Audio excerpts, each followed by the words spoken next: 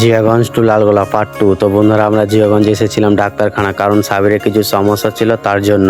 দিয়ে আমরা হাঁটতে হাঁটতে রেলের ওপারে হয়ে গেলাম। তো বন্ধুরা তোমরা তো জানো যে আমি একটা টার্গেট নিয়েছি, 100 দিনে 100টা ব্লগ আপলোড করবো। তো আজকে তার 40 নম্বর দিন পার্ট 2। আমাদের ট্রেনে কিছু খাওয়া হয়নি, তার জন্য আমরা চলে এসেছি একটা দাদুর দোকানে। তো দাদুর দোকানে এসে আমরা কিন্তু প্রথমে একটা কেক নিয়ে নিলাম। তো কেকটা খেতে ভালো লাগছিল, দেন তারপর চা খাচ্ছি। তো বন্ধুরা সকাল সকাল চাটা খেতে ভালো লাগলো, কারণ লাইফে প্রথমে জিয়াগঞ্জে এসে চা খাচ্ছি। দিয়ে কিন্তু আমরা চা খাওয়া কমপ্লিট করে এখন আবার হাঁটতে লাগি। তো বন্ধুরা আমাদের ডাক্তারখানা যেতে মিনিমাম 5 মিনিট হাঁটতে হবে, তারপরে আমরা পাবো ডাক্তারখানা। ফাইনালি আমরা চলে এসেছি ডাক্তারখানা। তো বন্ধুরা এত গরমে হেঁটে হেঁটে আসলাম, কি বলবো, পুরো শরীরটাই ঘেমে গেছে। আর এদিকে সাবিরের লাইন ছিল 14 নম্বরে, দেন তারপরে সে পেয়ে গেছে। এবার আমরা আবার হাঁটতে হাঁটতে যাবো জিয়াগঞ্জ স্টেশন। তো বন্ধুরা আমাদের হাতে ছিল মাত্র 5 মিনিট, নইলে আমাদের ট্রেনটা ছেড়ে দেবে, কারণ আমাদের ট্রেনটা ছিল 10টা 20-তে। তার জন্য আমরা দৌড়াতে লেগেছি। দেন তারপর কিন্তু আমরা তাড়াহুড়ো করে এসে জিয়াগঞ্জের টিকিটটা কেটে নিলাম, কারণ আমরা প্রথমে ট্রেনটা মিস করেছি। তার জন্য এখন আমরা হাজারদুয়ারি এক্সপ্রেসে যাবো। তো আমাদের এই ট্রেনটা আছে 10টা 25-এ। দেন তারপর কিন্তু আমরা হাঁটতে লাগি স্টেশনের দিকে। তারপর আমরা চলে আসি স্টেশনের পাশে একটা দোকানে। তো এসে আমরা একটা ঠান্ডা জলের বোতল নিয়ে নিলাম।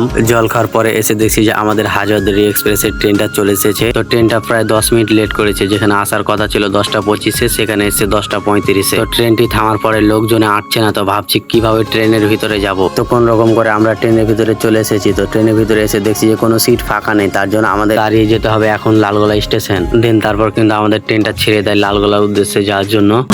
বছর ঘুরে দিচ্ছে রে আপন সুরে।